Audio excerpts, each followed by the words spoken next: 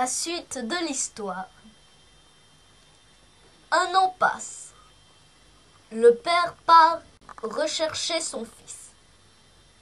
En arrivant à l'entrée de la forêt, le père aperçoit une bande de corbeaux qui croassent à en crever les tympans.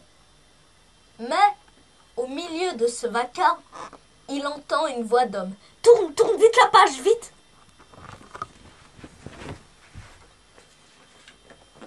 Voilà. C'est bien. Il reconnaît la voix de son fils.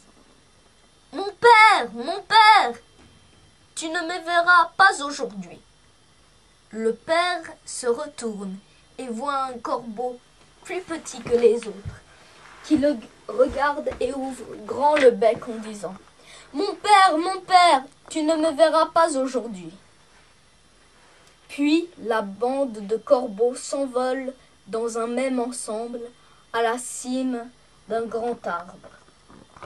Le père appelle et crie « Oulala, oulala, oulala !» L'homme noir, décharné comme un chat maigre, planant entre les arbres, se pose auprès de lui. « Tu m'as appelé?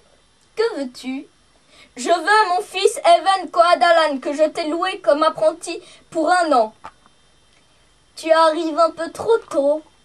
Si tu le reconnais parmi ces 10 000 corbeaux, emmène-le, sinon reviens demain. » Le père cherche parmi les 10 000 corbeaux qui grouillent et croassent en haut de l'arbre. Il pense reconnaître son fils, un corbeau plus petit et qui semble l'observer. Excuse, on t'entend pas là avec ce chien.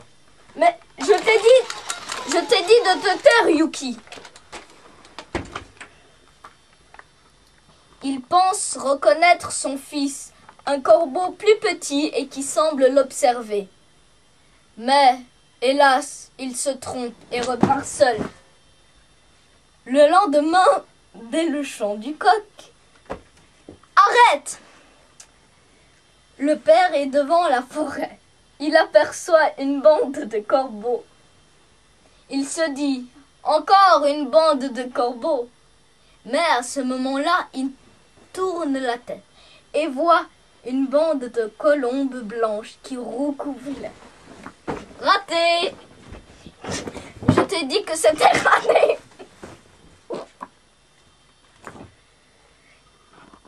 Qui roucoule, et comme la veille, il entend la voix de son fils au milieu des champs.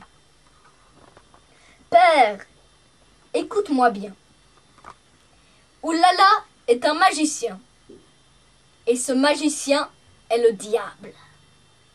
Si tu ne me reconnais pas aujourd'hui, je resterai pour toujours son prisonnier.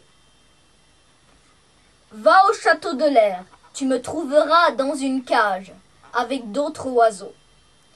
J'étirerai une patte sous mon aile pour que tu puisses reconnaître ton fils Even Coadalan. » Le père appelle le magicien qui lui donne les 100 écus, puis s'envole entre les arbres. Mais le père le suit en courant. Il suit cette grande ombre qui plane et arrive au château du diable.